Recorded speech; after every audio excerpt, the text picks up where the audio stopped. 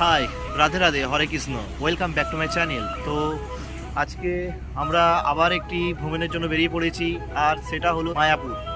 জয় নিতাই। জয় নিতাই, জয় শ্রী হরে কৃষ্ণ। তো আমরা এই কিছুক্ষণ আগে এলাম, তো এসে এবার আমরা মন্দিরের দিকে আস্তে আস্তে রওনা দেব। তো এখান থেকে মন্দির যেতে মাত্র 5 মিনিট সময় লাগবে। আর তোমরা যদি হাওড়া থেকে যদি আসতে চাও, তো ওখান থেকে হচ্ছে হাওড়া থেকে কাটোয়া লোকাল ধরে ডাইরেক্ট নবদ্বীপ ধাম, আর ওখান থেকে টোটো বা অটোয় করে তোমরা ঘাটে চলে আসবে। ঘাট থেকে লঞ্চ ধরে ডাইরেক্ট শ্রী চৈতন্য প্রভুর জন্মস্থান, সেখানে তোমরা এসে দেখতে পাবে মায়াপুর ইস্কন মন্দির। তো চলুন শ্রী চৈতন্য প্রভুর জন্মস্থান মায়াপুরে আমি কিভাবে এলাম আর একটু তোমাদেরকে বিস্তারিত জানাই।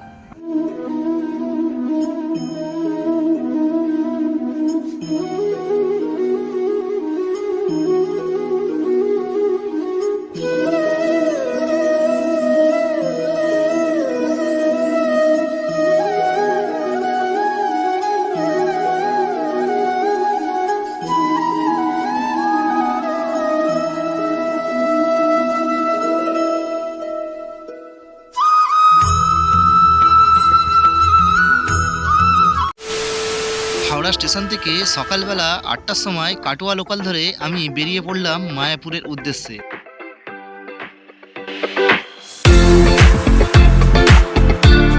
তো আমি নবদ্বীপ ধাম স্টেশনে চলে এলাম। এখান থেকে টোটো ধরলাম 20 টাকা দিয়ে, আর এই টোটো ধরে যাব আমি নবদ্বীপ ঘাটে। আর ওখান থেকে 5 টাকা টিকিট কেটে নিলাম ওপারে যাওয়ার জন্য, মায়াপুর ইস্কন মন্দিরে যাওয়ার জন্য, মূল্য 5 টাকা। তো এখন আমি গঙ্গার ঘাটে চলে এসেছি, আর কুয়াশা ঢাকা ইস্কন মন্দির একদম পুরো সেই লেভেলের লাগছে। কৃষ্ণ কৃষ্ণ হরে হরে। গঙ্গার ঘাট থেকে ইস্কন মন্দিরে যাওয়ার সময় দুটি নদী চোখে পড়বে। ডাক জলটা জলঙ্গি আর খোলা জলটি ভাগীরথী। দুটি নদী একে অপরের সঙ্গে কোনোভাবেই মিশছে না। প্রকৃতির কি মহিমা, তাই না? লঞ্চ ঘাট থেকে নেমে সেই দীর্ঘ প্রতীক্ষার পর আমরা চলে এলাম সেই মায়াপুর ইস্কন মন্দির।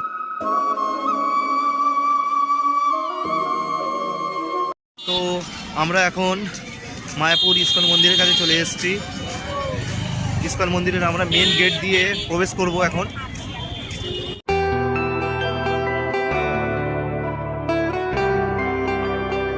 আর এটা হলো ইস্কন মন্দিরের প্রধান গেট, আর এই প্রধান গেট দিয়েই আমরা ভেতরে প্রবেশ করব। কৃষ্ণ কৃষ্ণ হরে হরে। প্রধান গেট দিয়ে ঢোকার পরেই তোমরা দেখতে পাবে অখণ্ড হরিনাম সংকীর্তন। আর এটা হলো মন্দিরের দৈনিক অনুষ্ঠানের সময়সূচি। আর এখানে আপনারা অনেকগুলো খাবারের কুপন কাটার কাউন্টার পেয়ে যাবেন। হরে কৃষ্ণ।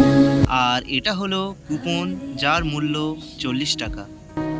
কৃষ্ণ মহাপ্রভুর প্রসাদ গ্রহণ করার জন্য আমরা লম্বা লাইনের মধ্যে দাঁড়ালাম। হরে রাম। হ্যাঁ, তোমরা ঠিকই দেখেছো, এটাই হলো মহাপ্রভুর প্রসাদ হল। রাম। এবারে আমরা প্রসাদ হলের মধ্যে চলে এলাম। হাজার হাজার মানুষ বসে আছে। হরে কৃষ্ণ হরে। বড় বড় 5 স্টার হোটেলের খাবার একদিকে, আর এই মহাপ্রভুর প্রসাদ আর একদিকে, এক কথায় অতুলনীয়।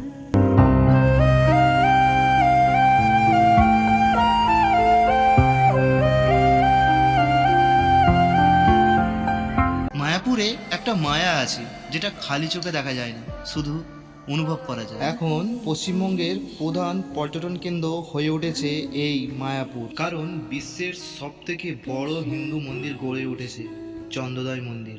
এই নদিয়া জেলায় জলঙ্গি ও ভাগীরথী নদীর তীরে গড়ে ওঠা মায়াপুর একদিনে ঘোরাটা কোনো মতেই সম্ভব নয়। তাই তোমরা যদি চাও, একদিন থেকে আসবে এবং সমস্ত মায়াপুরটা ঘুরে আসবে। প্রায় 535 বছর আগে স্বয়ং নিত্যানন্দ প্রভু ভবিষ্যৎবাণী করেছিলেন। তিনি যুব গোস্বামী আচার্যকে বলেছিলেন, দেখো হে জীব, এখানে অদ্ভুত মন্দিরও হইবে প্রকাশ, গৌরঙ্গের নিত্য সেবায় হবে বিকাশ। ভবিষ্যৎ আজ প্রায় সত্যি হতে চলেছে। তো বন্ধুরা, আমাদের ঘুরতে ঘুরতে প্রায় অনেকটাই সন্ধে হয়ে গেছে, আর এখানে সেই বিদেশিদের মুখে হরিনাম শুনে আমার মন প্রাণ পুরো ভরে গেল। হরে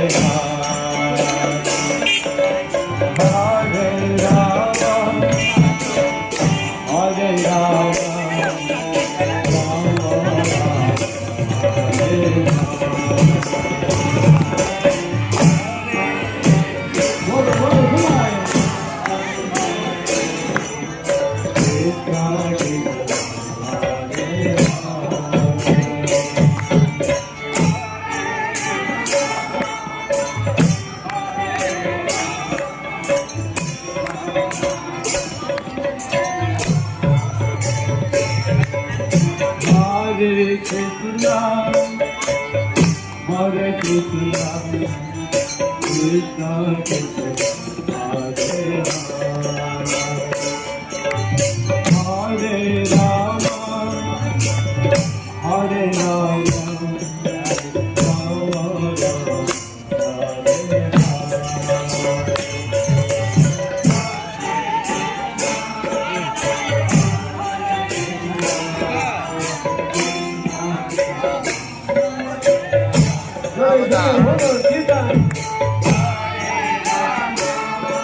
ভাড়া নিয়েছে বাসটা তো ওটা তো ওদিকে ভেতর দিকে ভাড়া নিয়েছে আমার যেমন স্কুল মধ্যে ভেতরে